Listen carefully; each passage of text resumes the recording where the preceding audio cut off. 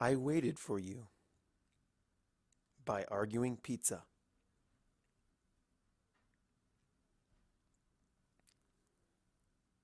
In the sun's absence, Kennerlot Castle slept deeply. Darkness cut the castle in hard, impenetrable shadows and cast out the friendly warmth of the day. Her halls, normally bustling with ponies scurrying about in the carefully orchestrated chaos that was government, were quiet and empty. Only the occasional cough by one of the night maids or the rhythmic hoofbeats of guards on patrol served to mark the slow passage of time under the stars. It was through this eerie, unwelcoming silence that Celestia trudged along on sore, unwilling hooves. The halls stretched themselves before her, adding to her torturous experience, and making the enticing memory of her bed seem like an ever more dim and unlikely fantasy. Her ankles felt blistered, despite lacking even the smallest blemishes, and her pristine, finely groomed fur might as well have been a beggar's tunic for all its itches and irritations. It had been a difficult day for Princess Celestia, and, in fact, a difficult week. It had started when a train operated by the Royal Equestrian Railway had suffered a derailment outside of Manhattan. Though no lives had been lost, dozens of ponies had been injured, and the material loss was monumental. Not a full day after, the Cloudsdale Weather Factory had begun a long, threatened strike over weather contracts that, if not resolved quickly, threatened to ruin Equestria's apple crop for the year.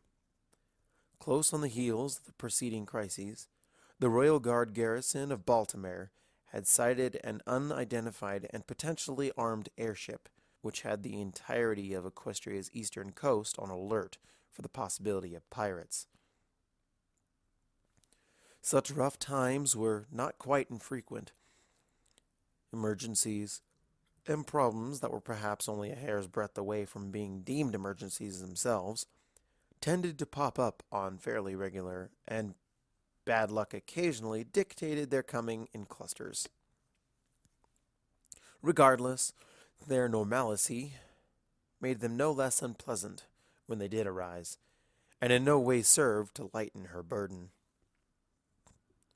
Celestia knew, at least in theory, that the stresses and worries that her crown carried as part and pence of leadership and truth weighed nothing, and that, as mental constructs, they could only affect her as much as she allowed them to. That knowledge, however, did not remove a single pound from the tremendous mountain pressing down on her, nor did it clear a path through stubborn muck below her that grabbed at her hooves that, to the untrained eye, looked to be mere carpet. The audacity of the deception was galling. It was with a sigh of relief, known only to the noblest of rulers and the parents of newborns, that Celestia reached a long, familiar hallway and a towering set of double doors, emblazoned with her cutie mark. So distracted was she with the oasis of rest, so close at hoof, that she nearly missed the narrow strip of light stretching across the hall from a door left cracked open. Had the palace been awake and the lights not so thoroughly extinguished, she surely would have passed the door without a second's thought. As it was, the light gave her a moment's pause, and she rallied the faculties she had previously relieved of their duties to remember that the door belonged to her young student, Twilight Sparkle. The filly had, not even a year before, so impressed her with a wild surge of arcane might that Celestia had taken her as an apprentice on the spot. As her personal student, Twilight had been given a room only a stone's throw away from her own, so that Celestia might better watch over her. After all, though it had been far more centuries than she would ever admit to, Celestia had been a rambunctious filly once, and still remembered the inexhaustible potential for mischief that was youth. With a wistful glance at the sun emblem begging her to retire, Celestia decided to poke her head in for just a moment to check on Twilight. Slowly, and taking special care to avoid making a noise, Celestia nosed the door open enough for her to peer inside. Unsurprisingly, she saw Twilight curled up on top of the covers, her Smarty Pants doll hugged tightly to her chest, and a book far thicker than any would expect a filly her age open before her. A smile tugged at Celestia's lips, and she stood in the doorway for a moment to appreciate the sight before her. If she had only had a camera on hoof, she would have captured the image for posterity. Lacking any such tool, she settled for lighting her horn to pull the covers of the bed back and clear away the pile of decorative throw pillows. With her finest touch, Celestia levitated the sleeping Twilight, the little filly's forelegs still clutching the ragged doll, and deposited her safely among the nest of blankets. She closed the book, not forgetting to mark the page, of course. Her ears twitched to the sound of rustling sheets. Princess? Twilight's small, violet eyes peeked open. Celestia paused, hoping that the young filly would quickly fall back asleep. When Twilight began to stir, Celestia instead sat herself at Twilight's bedside. "Twilight, did you fall asleep reading again?" Celestia asked, a light scold in her voice. As well-meaning as she was, Twilight's exuberance could sometimes get out of hoof, and thus she occasionally required Celestia to guide her back into a reasonable path. "I wanted you to come read me a bedtime story," Twilight said with a shake of her head. She fought to raise herself up from the pillows, but Celestia placed a hoof on her chest to stop her. "Twilight, don't you remember that I told you that I was going to be late tonight?" It hadn't taken her long that morning to realize that court was, once again, going to drag on far longer than its usual time, and she had told Twilight such when the two had shared lunch. When she and Twilight had met for lunch, she had delivered the news that their nightly ritual would have to be postponed yet again. Instead of a sheepish blush at forgetting Celestia's words, Twilight smiled brightly and snuggled against the white hoof that was nearly as large as she was. "That's okay, Princess. I waited for you." Twilight's expectant gaze and innocent grin showed that she thought her actions obvious and reasonable. In the light of how truly touched she felt by the genuine affection clear in her young student's eyes, Celestia decided to ignore the impulse to correct her. It was with her own smile that Celestia settled herself beside the bed, her overwhelming exhaustion momentarily forgotten in favor of much more pressing matters. Celestia tucked Twilight in snugly once more and cleared her throat. "Once upon a time."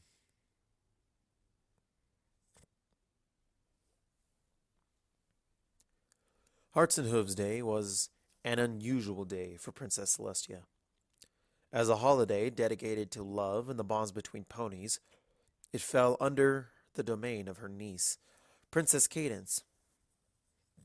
Though Cadence was still a young mare, hardly out of her tutelage, it was her duty as Princess of Love to oversee the holiday celebrations. It was Cadence who had headed the carnival planning councils, and it was Cadence who was the centerpiece to Canterlot's largest celebration. It left Celestia, who, for almost a full millennium, had been the star atop the tree for every holiday, event, and tradition, feeling unusually left out. And she loved it. For the first time in 50 generations, she could simply step aside and enjoy the festivities, instead of being carted from one event to the next. Normally, she would have left without a single moment to take a breath, much less take part in the traditions themselves. While the two of them passed through the thickly crowded streets of downtown Canterlot, Celestia made sure to keep Twilight at her side. After being separated shortly after they had arrived, and the subsequent hour it had taken them to find one another again, Neither was particularly eager to repeat the ordeal. When she glanced backwards to ensure that Twilight was still at her side, she saw the young mare still wearing a wide, carefree smile and bubbled with joy. Before leaving the palace that morning for the celebration, Celestia had stopped by the observatory to check on its recently moved-in resident, Twilight. When she'd found Twilight neck-deep in a tome about the agricultural innovations of the old Ronin Empire, she'd carefully and politely inquired if the young mare had found herself a special pony to spend the day with. The sudden bark of laughter she had received had been unexpected, though the following blush and apology was not. When she'd learned that Twilight did not have a special pony, not unreasonable, giving her a personal distaste for social interaction outside of her family and Celestia herself, regrettable though it was, Celestia had put forward that they might spend the day together. After all, Celestia lacked a special pony, something that was common knowledge, much to her embarrassment, and it was as equally common for friends to enjoy Hearts and Hooves Day as partners. After much prodding and encouragement that Twilight would not be intruding, and would in fact only serve to make the day more enjoyable for Celestia, Twilight had agreed.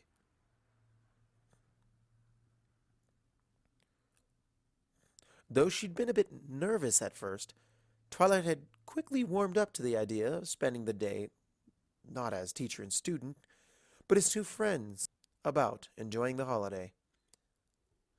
She had yet to stop smiling since. The two rounded a corner, caught up in giggling and riding high upon their victory over a particularly challenging carnival game. It had begun with bobbing for apples, and had somehow led to popping balloons while blindfolded. Hearts and Hooves Day could be a strange time. Amidst their giggles, Celestia's attention was caught by a flash of distinctive blue light. It seemed that their chaotic tour through the carnival had led them to one of the streets that snaked its way along the side of the city's cliff face. Surprisingly, the press of bodies was perhaps even tighter than in the midst of Canterlot's Carnival Square. Given how far the cliffs were from the rest of the fair, not to mention the understandable sense of unease two-thirds of her subjects felt near the sheer drop, Celestia expected the crowds to be much thinner. Even more curiously, instead of the unicorns who had made up the majority of Canterlot's demographic, the crowd before them was composed almost entirely of Pegasi. With her advantage of height, Celestia was able to see over the throngs and catch sight of the booth that had garnered so much attention. Below a banner emblazoned with a winged lightning bolt stood two Pegasus ponies in distinctive blue flight suits. The Wonderbolts, Whirlwind and Turbine, if she wasn't mistaken, were engaging the crowd with great sweeping gestures. Behind them, the normally clear sky surrounding the Canterhorn was filled with a myriad of floating rings and obstacles, in all shapes and sizes. Among the floating amusement park, Pegasi were dashing and bouncing to and fro, with loud cries of glee. Near the center of the cloud formation, if the chaotic jumble of tuft could be called as much, ponies were bouncing and ricocheting between two huge parallel discs, each impact returning them to the opposite side, with even more energy. She had never seen clouds arrayed so cleverly or crafted so well. There were easily 100 or more Pegasi embroiled in the chaos, and Celestia's wings twitched with envy. Near the edge of the cloud park, a dozen ponies were locked in a race that was carrying them around the perimeter at a dizzying breakneck pace.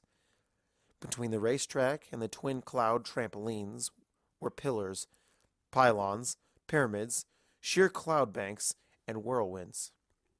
The sky was alive with uncontrollable ponies shooting back and forth in a blur, engaged in private games of their own devising.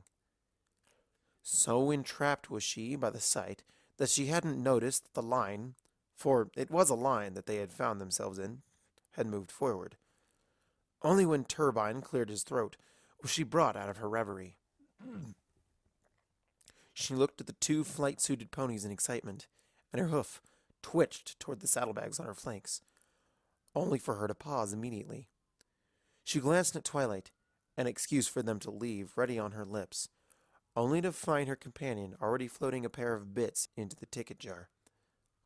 Go ahead. I'll entertain myself, Twilight said in encouragement, levitating the saddlebags from Celestia's back to her own. Are you sure, Twilight? I would feel terrible leaving you here by yourself. Twilight rolled her eyes and gestured to the roped-off area where the city's retaining wall had been pushed aside for easy takeoff. It's okay. We can meet again after you're done. I wanted to visit Cadence for a while, too, if I can find her. Still a little unsure, but with her so often neglected Pegasus magic begging for the chance to take flight, Celestia turned and leapt from the cliff with a very unprincessly squeal of joy. Her wings snapped open for a moment of free fall, and she rocketed away towards the racetrack. Two ponies were locked in a hard-fought tie for first, one orange mare with a raging inferno for a mane, against a light blue stallion with a much darker blue mane. They shared the track with a dozen other Pegasi, but their contest was of a caliber of which most feathered ponies could only dream. Hearts pounding, muscles straining, they pressed themselves forward against the wind. Ponies gathered to watch them, separating into opposing cheer squads as they did so. The lead for first was traded back and forth, for each small defeat was a challenge that fueled their wings. There was a mighty gust, and the two were abruptly swept aside by a white blur. They glanced at each other, wing beats slackening, each silently asking the other if they had seen the same. The blur had been nearly indistinguishable, its white blending in with the purity of the cloud bank. Only when the pounding of wings on air announced the same pony passing them again did they share a competitive grin and bounded off in pursuit. Celestia lost count of how many laps she had made and how many ponies made their way to the track to test themselves against her. Some even succeeded, much to her delight. Oh, to be bested in honest competition, to feel her feathers pass through fresh air as she fought for every bit of speed she had. It was incredible.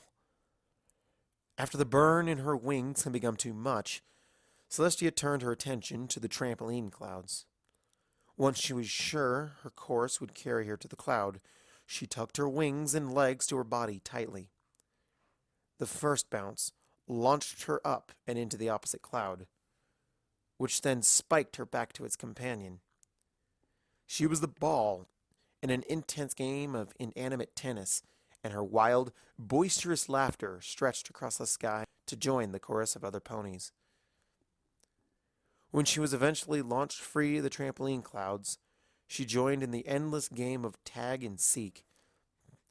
Again and again she passed between games with other ponies, and for a time she was simply another pony, enjoying the festivities of Hearts and Hooves Day.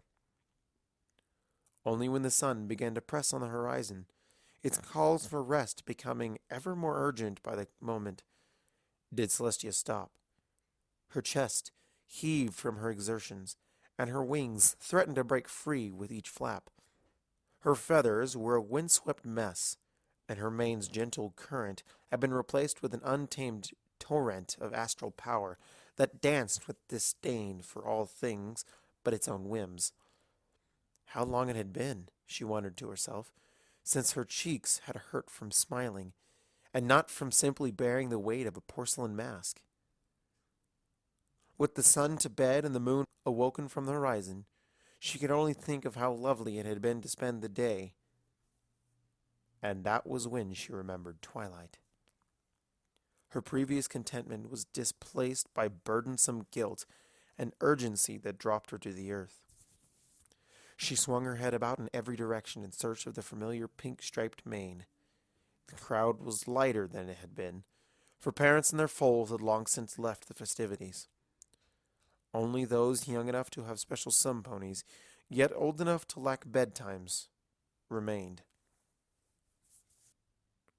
With the crushing press gone, it should have been an easy matter to find Twilight, but that notion was quickly dispelled. Celestia rushed through the city streets as quickly as she could, without the risk of raising any undue attention. Beyond that inescapable specter that followed her by virtue of her crown, she did not wish to be slowed down by the fawning of her subjects. The longer Celestia's fruitless search dragged on, the more she began to worry that Twilight had grown tired of waiting on her and simply left. After a second search of the fairgrounds turned up no better result than the first, Celestia sank to her belly on the grass of Canterlot Park. Under the neon lights of the carnival rides, she sagged and began to compose the apology she would give to her student. She could not have been more disappointed in herself, and she was sure Twilight would feel even worse. After having essentially been dragged along, only to be abandoned in favor of a bit of flying, her faithful student would have every right to be angry. A prodding at her side drew Celestia from her self-recrimination. She glanced up, expecting to see a young couple asking for her blessing of their courtship or union, or perhaps a foal eager to meet a real-life princess. Thought you might want something cold after all that flying, she said easily. Twilight once again offered the cone in her magic, and Celestia caught it by reflex as much as anything else. She looked between the frozen treat and her student in no small amount of confusion. "You're still here?" she asked, unsure of how to gracefully broach the subject, and, in her haste, stampeding over it with the grace of a wronged Ursa. Twilight tilted her head and sent her an odd look. Yes? It was an answer and a question both, and it served to clarify nothing for either of them. Was I not supposed to? I thought you would have been angry with me after I spent what was supposed to be our day together flying. I am so sorry for that, Twilight. I truly did not mean to abandon you." Celestia, while no longer expecting a rebuke or the forlorn sadness she had feared only moments before, expected at least some small gesture of disapproval. What she did not expect was for Twilight to simply shrug and smile. "That's okay, Princess. I waited for you." Twilight took a bite of her ice cream, and her eyes rolled up as she relished its rich chocolate coating. In the midst of her frozen euphoria, she glanced around at the ring of illuminated attractions that loomed over them in every direction.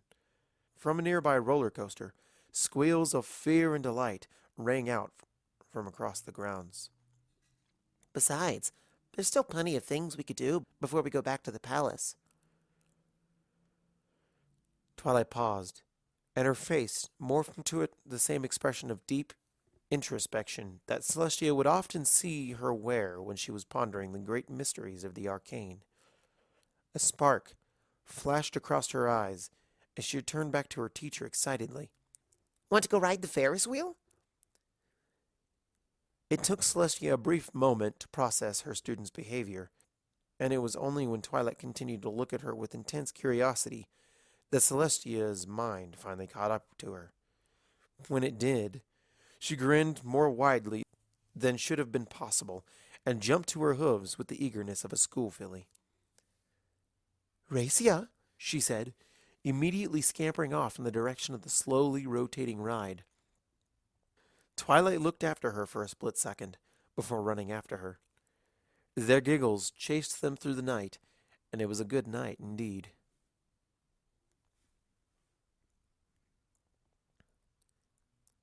It was a Friday, when the most important, most impossible question of Celestia's life had been put before her. To say that Celestia's decision had been difficult would have been not only a grave understatement, but also shown a complete misunderstanding of the situation entirely. Her decision was difficult in the way that sealing the spirit of chaos in stone was a bit of an inconvenience. It was hard In the same way that learning that your niece had been kidnapped and replaced with a hideous love-sucking bug monster was somewhat unexpected. It was challenging in the same way that suddenly being gifted with the magical power of 4 alicorns and brawling with the combined magical power of the rest of Equestria was a noteworthy afternoon. To put it frankly, saying her decision had been difficult did not even begin to describe it. But in another sense, her decision had not been difficult at all. Rather, it was her unwillingness to face the reality that she had lent a hoof in crafting that made it difficult, and indeed made it a decision at all. Where she could stare down the fiery intensity of the sun without blinking, and indeed did so at least twice daily. But she balked, or some might say cowered, from accepting the truth that stared her in the face. It was a testament to her stubbornness that not only had the truth met her gaze and won, but continued to flaunt itself in front of her in spite of her every rejection. And yet, she refused to see it. When her sister had come to her that first night, her chest still wet with Twilight's tears, and shouted her down until every window in her tower had been reduced to little more than sand from which it had been forged, she had turned her nose up at the truth. When 5 of the elements of harmony had done what amounted to nothing short of storming Canterlot Castle to throw the truth in her face, she had closed her eyes and refused to see it. When the Princess of Love herself, her own niece, had taken the long train ride from her frozen empire with the resolution to literally beat the truth into her, and would have carried out her intention if not physically restrained by her husband and more than a dozen royal guards, she had flattened her ears as a bulwark against the sound. It was only when Wednesday came and went without a letter that she could no longer deny the obvious. When she spent the entire day and the night that followed eagerly awaiting a puff of dragonfire that would not come, only then did she understand. When Thursday came and went, each moment from dawn to dusk, leaving her on edge with every whisper masquerading as the familiar sound of magical correspondence, she struck her colors and surrendered. Truth is truth is truth, and not even the sun herself could deny it forever. The moment dawn broke the horizon on the morning of the 7th day, Celestia opened her eyes and finally saw what Twilight had tried to show her. Twilight's confession had caught her off guard. That much was certain. In return, having Princess Celestia throw her castle doors open with such force that they cracked the crystal was at least somewhat a surprise to the younger princess. With wide eyes and a wild, wind-swept mane, Princess Celestia galloped through the halls of the Castle of Harmony. When Spike silently pointed her up a flight of stairs, she made her one and only turn towards Twilight's chambers. Much later, when things had calmed, she would realize how odd it was that he had been waiting for her in just the right place at just the right time. After more than one missed step and subsequent embarrassing falls, her frantic steps finally pulled her to the top of the staircase.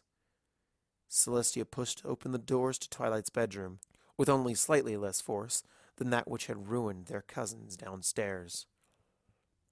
Heart thundering with fear and love and guilt and fear, it was Celestia the mare, not Princess Celestia, ex-Astria of Equestria, that stood in the doorway to Twilight's bedroom and found her reading.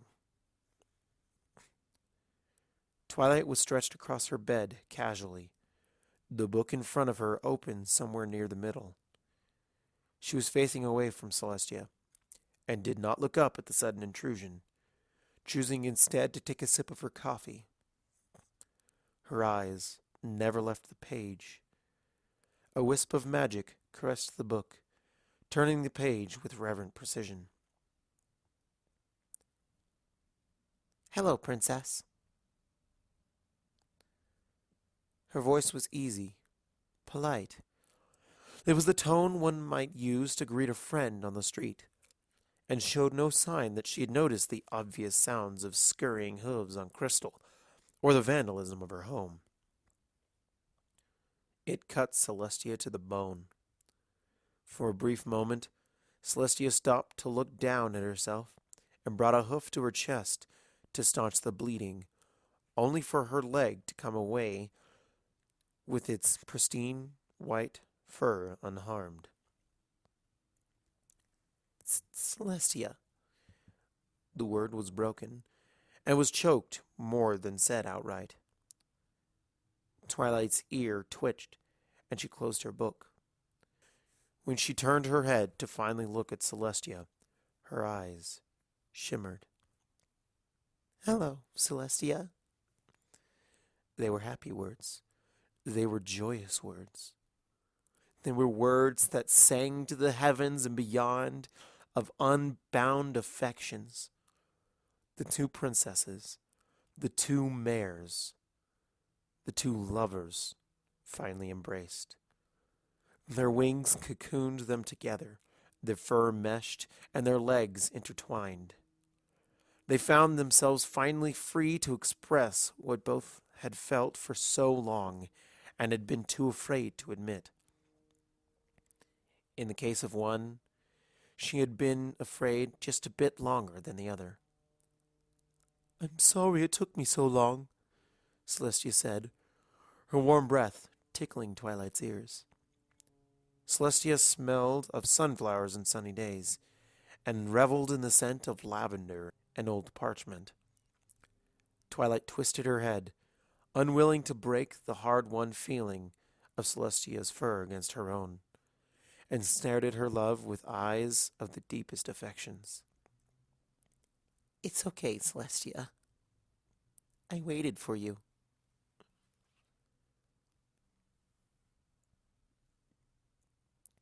Celestia was going to have to send Rarity a fruit basket. Though she had never said as much out loud, she had worried for a brief moment that planning the wedding for not one but two sitting princesses would have been too much for the fashionista. True, her skills with the needle and thread were unparalleled, and Celestia had never doubted her ability to craft for them the most incredible dresses any pony alive or otherwise had ever seen.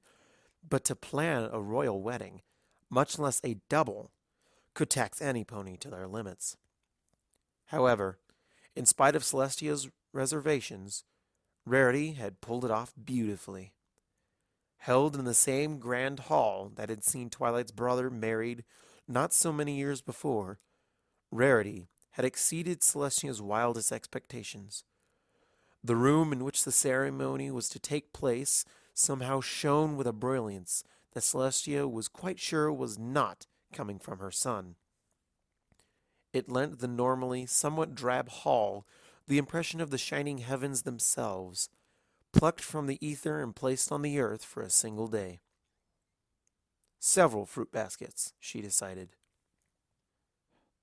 Before her, the crowd of ponies filled the room to near bursting. Hundreds of ponies, each looking as eager as the next, were tightly packed together. Only the two long columns of royal guards served to keep their excited mass in check, and the carpeted walkway clear. Beside Celestia, Luna stood profoundly as best mare. She wore a dress of violet trimmed silver that somehow served to accentuate Celestia's dress all the more, while standing out as its own beacon of heavenly allure. Behind Luna, the 4 royal guards who had acted as Celestia's honor guard stood arrayed on the steps, each hoof picked for their many years of faithful service.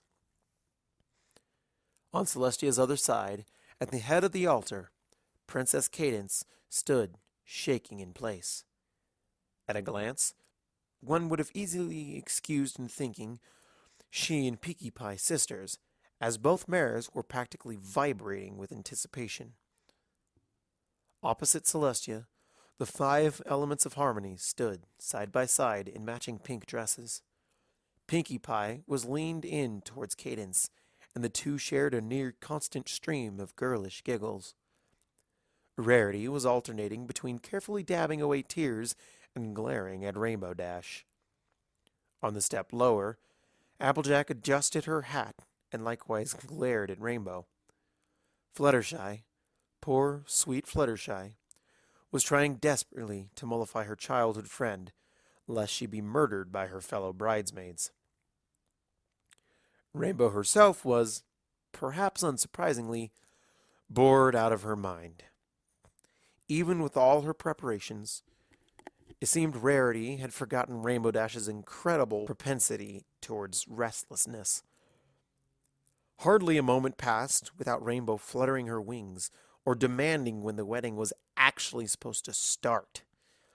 Only a quick gout of flame passing a hair's breadth away from her muzzle eventually silenced her. Spike stood at the place of honor as Twilight's best Drake, and his well-cut white suit accented his purple scales to give him a fine, noble bearing.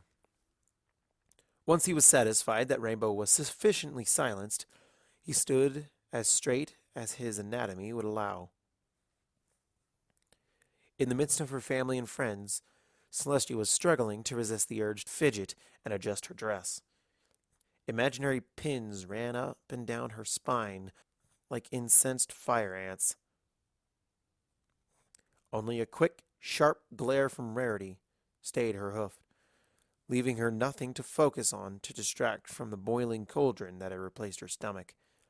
It was a feeling she had not experienced in centuries, and only years upon years of practice allowed her to maintain her composure and keep from boiling from the dais.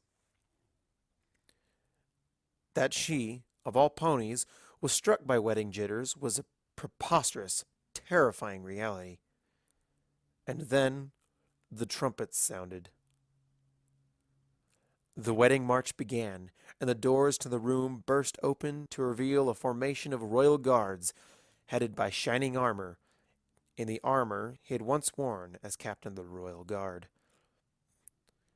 Trailing behind them, and matching their slow, rhythmic pace, Twilight Sparkle walked beside her father.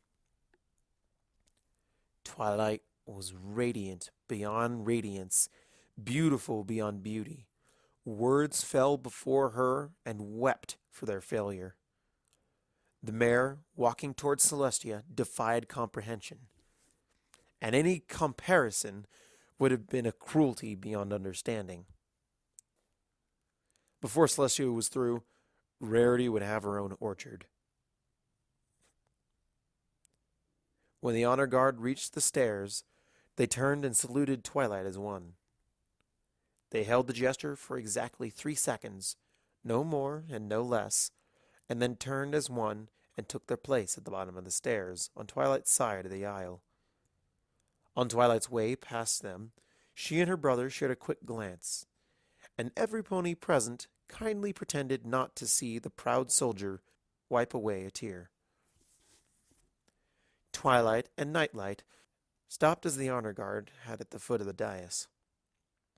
Twilight turned to her father, and he reached up to lift her veil with his hoof. Nightlight paused, and again every pony ignored the tears of a stallion of House Twilight. "You're so beautiful, my little Spark," he said tenderly. With a kiss on the forehead and a few more tears, Nightlight took his place beside his wife at the front of the crowd. Careful to remain unobserved and keep his eyes forward, one of the royal guards quietly slipped the proud father a hoofkerchief. That the hoofkerchief was monogrammed with a stylized R was a complete coincidence. The moment Twilight began to ascend the stairs, the world around Celestia ceased to exist. To most, such a sentiment would be a gross hyperbole or fanciful romantification. But to Celestia, the closer Twilight drew to her, the more her awareness beyond the two of them seemed to slip away. Despite her long life, her extensive power, and even her greater physical stature, Celestia was once again a small, scared little filly, standing on shaking legs before the all-encompassing wonder of the universe. For Celestia, there was no wedding, and there was no crowd. There was no Luna, no Cadence, and no Equestria. In that moment, that brief, terrifying, wonderful moment, there was only Twilight Sparkle and a little white mare. Cadence spoke, but Celestia did not hear. Cadence spoke again, a little louder, and again Celestia did not hear. When Cadence spoke a third time, and Luna roughly jabbed Celestia in the ribs, Celestia still did not hear. Only when Twilight Sparkle's brow furrowed in concern did Celestia hear, and then she spoke. "I do." Then, as Princess of both Equestria and the Crystal Empire, I hereby pronounce you mare and wife. You may now kiss the bride. Who moved faster in that moment would be debated for centuries, but what was known by all, without a single shred of doubt, was that what resulted was easily the most passionate first kiss of any marriage in the history of creation. When the two finally broke apart, it was to a long, shocked silence. Celestia noticed the unnerving quiet first, and, when she glanced at the crowd, found a sea of blushing faces. There wasn't a single fool in the crowd with at least two separate limbs covering their eyes, and the number of ponies that were squirming in place is a fact better lost to history. Rainbow Dash broke the silence with a fine whistle of appreciation, which served to open the floodgates of enthusiastic applause. Celestia and Twilight rushed down the aisle beneath the shower of thrown rice, their faces flushed and their smiles wide. When they burst through the castle doors and into the sunshine, they were met with a rolling wall of thunder.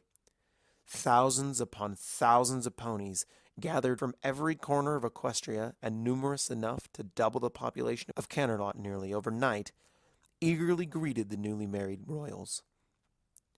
Later, after the crowd had finally dispersed and the public festivities had come to an end, Celestia and Twilight were finally able to attend the private reception Rarity had set up in the palace ballroom.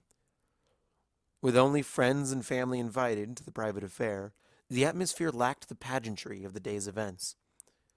Princesses or not, it was as casual a reception as any other. After their first dance together, in which Twilight only stepped on Celestia's hooves a mere 9 times and accidentally kicked her twice, the two rejoined their crowd of friends to mingle. Other couples marched out to take their place, and soon the dance floor was filled with couples swaying to the music. The newlyweds had hardly left the dance floor before they were met by Luna and Twilight's other friends. Pretty nice moves on the altar for an egghead, Twilight, Rainbow Dash said with a wink. Just what kind of books have you been reading in that castle of yours? Twilight blushed and opened her mouth to retort, when a pearlescent white hoof very nearly smacked the rainbow out of Dash. The Pegasus rubbed the back of her head and glared at Rarity. What the hey was that for? She demanded, receiving only a much fiercer glare in return. Honestly, Rainbow, one simply does not ask such questions. When Rainbow Dash again opened her mouth, Rarity's glare redoubled its intensity. Or need I mention the rather extensive collection you keep tucked beneath your cloud mattress when you think no pony ever looks? Rainbow Dash's mouth slammed shut, putting all of her previous speed records to shame. In light of the incredible bite of the blackmail that had just been leveled at their friend, no pony dared to ask how Rarity knew about what Rainbow Dash kept in her mattress. All that night, the newlyweds talked, ate, and danced with their friends and family. When the hour at last grew late, and the fillies and colts had all long since succumbed to exhaustion, Celestia and Twilight announced that they were retiring for the evening.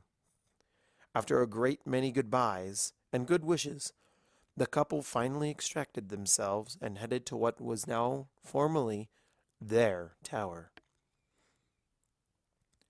The two paused before the freshly rechristened doors.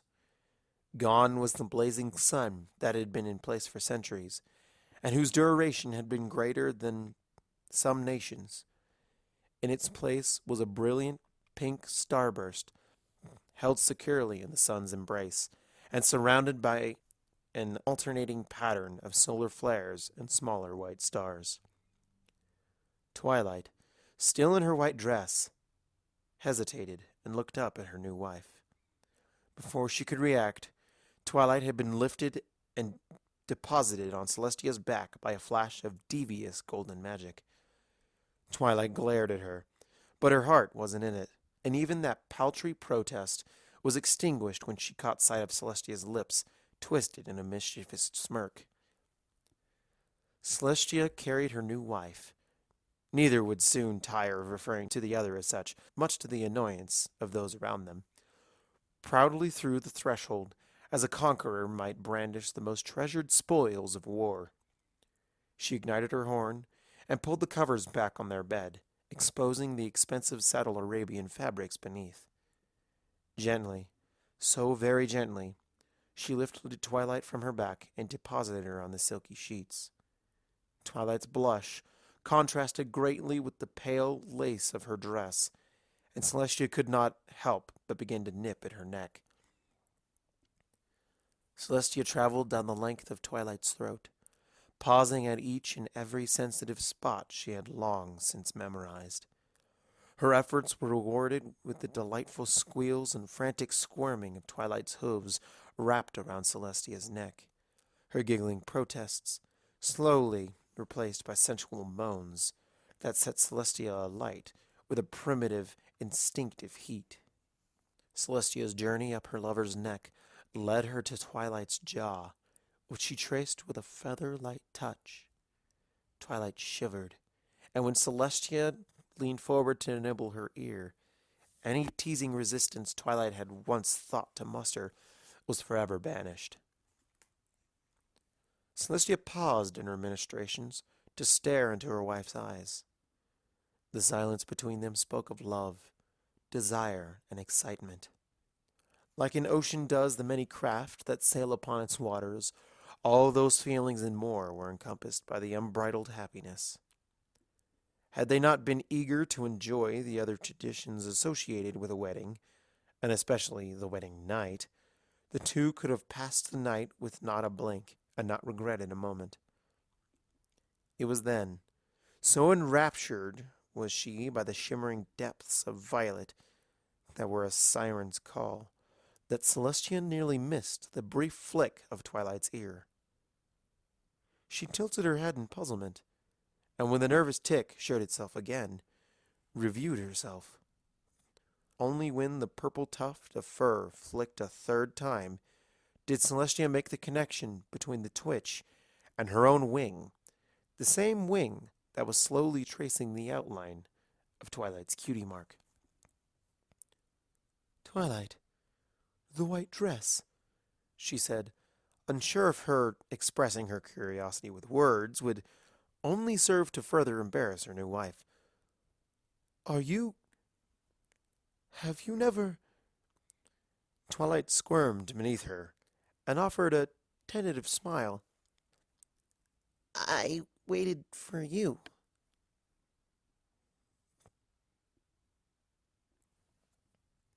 Each beat of Celestia's wings tore the sky asunder, and across the breadth of Equestria thunder heralded her approach.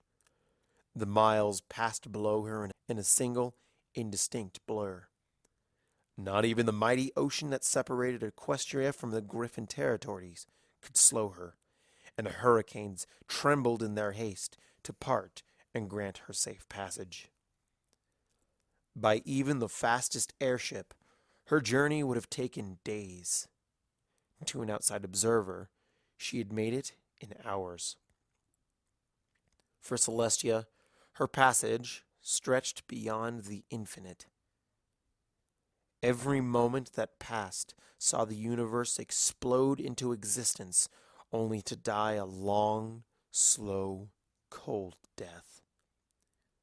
Unicorns from Baltimore to Vancouver clutched their heads in a futile attempt to alleviate the aching fire that pulsated in their horns at irregular intervals. Magic hastened Celestia's journey by leaps and bounds, and each bout of wild spellcasting only served to encourage her forward at an ever greater pace. She was met in the sky above Camelot by a great purple dragon, and, in a manner not so different from the service he had once performed as a whelp, he wordlessly pointed her in the direction of one of the palace's gleaming ivory towers. Only when she had gone did the heavy weight return, deadening each stroke of Spike's great leathery wings. He watched her go with a great remorseful sympathy. The tower's heavy timbered doors were annihilated by a flurry of burning solar magic. The few ponies whose poor luck dictated that they be present when the princess forced her way into the castle shielded their eyes from the shower of light and debris. Celestia neither stopped to apologize nor to repair the damage in her wake. She lost not a step as her hooves began to crack the ancient marble beneath her in their urgent pursuit of yet more speed. Carpets that had survived great wars of fire and wrath were shredded beneath her, and only the echoing stomps of her quickly deforming gold shoes gave the ponies in her path time to move out of it. Guards intent on intercepting an unknown attacker narrowly avoided collision, only their finely honed reflexes saving them from being trampled. When the hall symbols directing her mad dash began to shift to a motif of hearts and other such medical iconography, Celestia forced herself to slow, if only enough for the lettering to become more than a haze of illegible scribbling. A glance at a whiteboard directed her down a hallway identical to the dozen she had flown through in her haste. The hall's single distinguishing characteristic was a pair of royal guards, standing on either side of an otherwise unremarkable door. The door was ripped from its hinges and tossed aside, and Celestia burst into the room. She was met by 3 faces of shock and one of disapproval.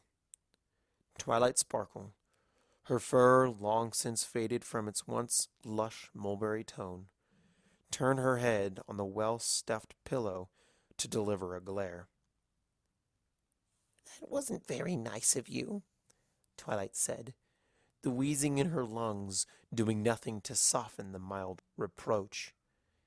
Celestia muttered what she hoped was an apology, her wide eyes unable to look away from the myriad of tubes and wires that covered her wife's body. When Twilight dipped her head once, what sufficed as a nod to Twilight's tired body, Celestia assumed it had been. Despite having crossed the world in mere hours, it was the few steps across the hospital room to Twilight's bedside that would remain the longest journey of Celestia's life. Twilight's eyes followed her the whole way, and they sparked with amusement as brightly as they ever had. It was only when her chest bumped into the bedside rail that Celestia again realized where she was. Celestia raised a hoof forward. Celestia raised a trembling hoof forward, only for it to fall short lifelessly on the sheet. Twilight reached out with her frail, wrinkled hoof to grasp Celestia's own. Twilight grew blurry, and Celestia closed her eyes in a futile struggle to prevent her tears from escaping. she cried, her head low to hide her weakness. Twilight mustered the strength to reach out once more and pulled Celestia's head to her chest. Twilight's fur was matted with tears, but she did not complain, instead only rubbing her hoof through the drifting strands of Celestia's mane. "I'm sorry," Celestia tried to say, but her sobs left her voice hopelessly broken. "I'm so sorry, Twilight. I swear I returned as soon as I was told. I'm so sorry I wasn't faster. I'm sorry." Twilight continued to rub slow, gentle circles with her hoof. She shushed her wife and whispered what words of comfort she could. Still, Celestia continued to make her apologies and beg for forgiveness. "I should have stayed. I should have." A ragged wing extended from Twilight's side, and with strength far beyond what could have been expected given the circumstances, she forced Celestia's head up. A tissue, engulfed by a steady raspberry glow, cleared away the tears from Celestia's face and let her see clearly. Twilight was smiling, and in her smile there was only love. "It's all right, Celestia. I waited for you."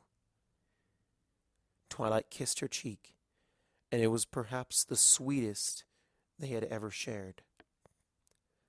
Celestia leaned into the contact, desperate to hold on to every moment for as long as she could.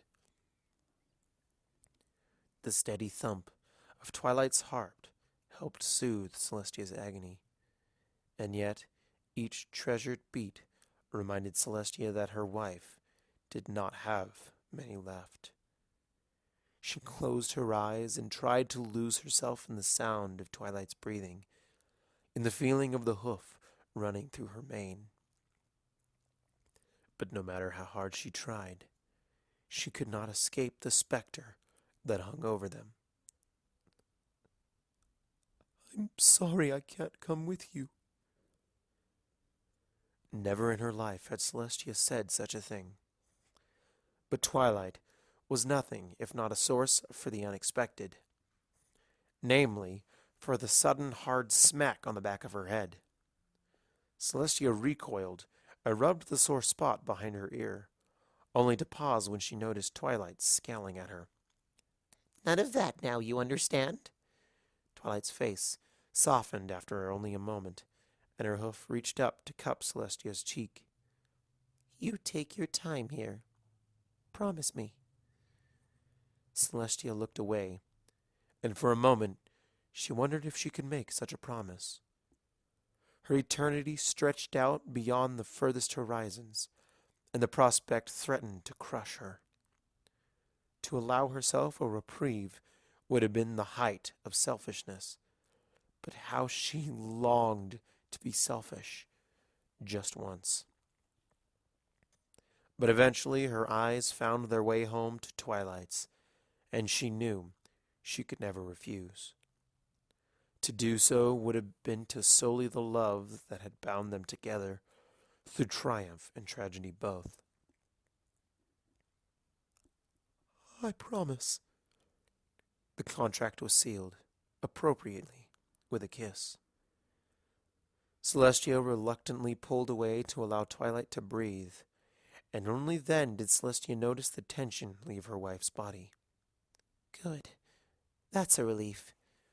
Twilight snuggled herself into her bed as best she could, and even that small movement seemed to exhaust her. "If you didn't, I would have brought us both back from the grave, so I could put you back in yours." Celestia, in spite of the impossibly terrible situation she found herself in, could not help the grin that lifted the corners of her lips. Grateful beyond words for the blessing she had been given that bore the name of Twilight Sparkle, Celestia smiled as she hugged her wife once more, careful to mind the elaborate tangle of wires that monitored her failing body. Twilight Sparkle lived to see the sunset. When Celestia finished setting the sun to rest and opened her eyes, she was a widow. Twilight Sparkle wore an easy smile in death, and her hoof remained wrapped around Celestia's. When the sun rose that morning, it was almost imperceptibly dimmer. Ponies would never quite realize what it was that had been lost, but the difference was not lost on them. For generations, scholars and mages would search for the answer. Their theories would cross the spectrum from incredibly likely to outright preposterous, and cover every inch of ground between the two. In truth, the answer was much more simpler than any theory ever put forward. The sun would never again shine as brightly as it had for Twilight Sparkle.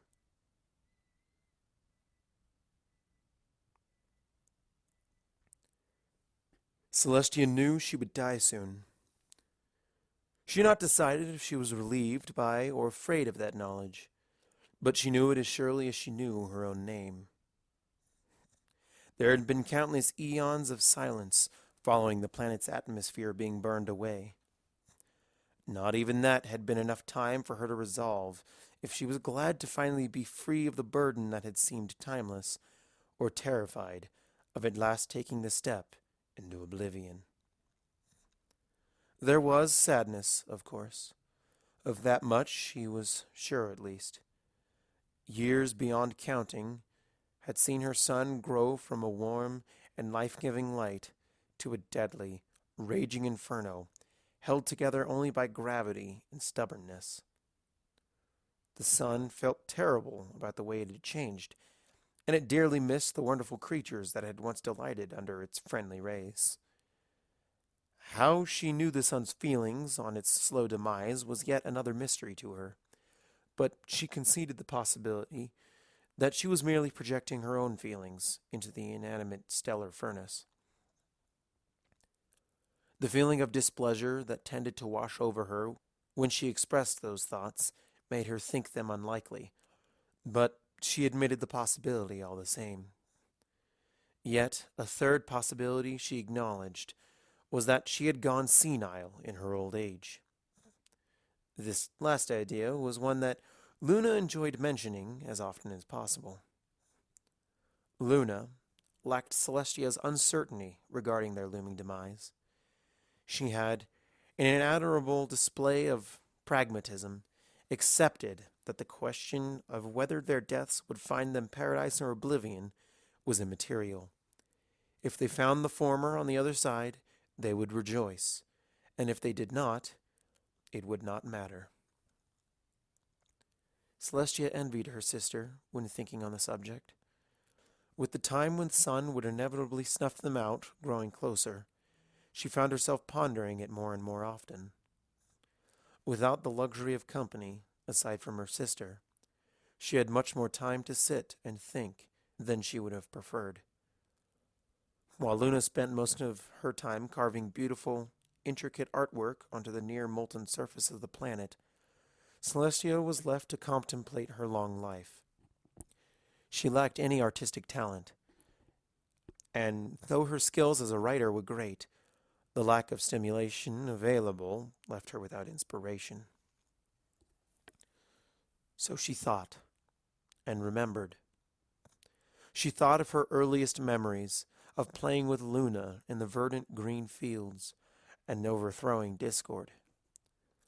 Where the spirit of chaos had gone, she did not know. Since he lacked the ties to the sun and the moon that she and her sister held, she thought it likely that he had followed their ponies out into the cosmos to spread his mostly benevolent brand of mischief. She thought of memories both happy and sad, of banishing and reuniting with her sister. She thought of Equestria, of its rise and its fall. She thought of the terrible times when tribes had fought and squabbled amongst each other, and of the great day when they had said their goodbyes to the sisters and stepped out into the stars together. And, of course, she thought of Twilight. Given how long her lifetime had stretched, it was impossible to think how many times she had relived the bare century she had been blessed to share with Twilight. They remained the happiest years of her life, and in the face of how long her life had been, that was a great legacy indeed. She wondered if Twilight would have been disappointed that she had never again married, or even taken another lover. While many had tried to win her heart, and a few had even shown themselves worthy, each time her reaction had been the same. First was a sad smile, then a shake of her head. As often as she could, she would attempt to soften the blow by pointing the suitor in the direction of one whose heart was more open than her own. When asked why she refused, a question asked not infrequently across the centuries, her answer had always remained the same. Though blood still pumped through her veins, her heart would forever rest with Twilight Sparkle. It was in the midst of her musings that she felt it, and knew that the time had come. She summoned Luna's attention with a simple spell, and her sister was quick to understand her meaning. Luna took a brief moment to complete what was to be her final masterpiece, before teleporting to Celestia's side. They sat together and turned their eyes to the sky. The sun and moon hung together in the sky, as they only rarely had, when the world had still hosted life besides themselves. Luna leaned against Celestia's side, and the latter spread her wing across her younger sister's back. Had it lived its life naturally, the sun would have lived a quiet death. It would have expanded to envelop their world, only to sputter and collapse into a white dwarf. But magic had changed it, altering it on a fundamental level, and leaving it far more unstable than physics alone would have ever allowed. As it was, the sun's death was a brilliant spectacle. From opposite sides, two great pulses of heat and radiation burst forth and lanced in the depths of the heavens. Luna could not help but applaud, and a moment later, Celestia found herself following suit in appreciation of the astral fireworks that blossomed across the sky. With its last restraints broken, the sun then surged in every direction. It quenched its consuming hunger with the planets and asteroids that followed it for eons. Their loyalty was answered by an eager embrace, the dying sun at last uniting its followers and bringing them to its bosom. The moon was consumed for a brief instant before the rest of the planet, and Celestia felt Luna slump against her side. For a terrible, heartbreaking moment, she was the only living being in the solar system. It took less than a heartbeat for the last spark of life within the sun to be extinguished, and Celestia at last joined those that had gone before her.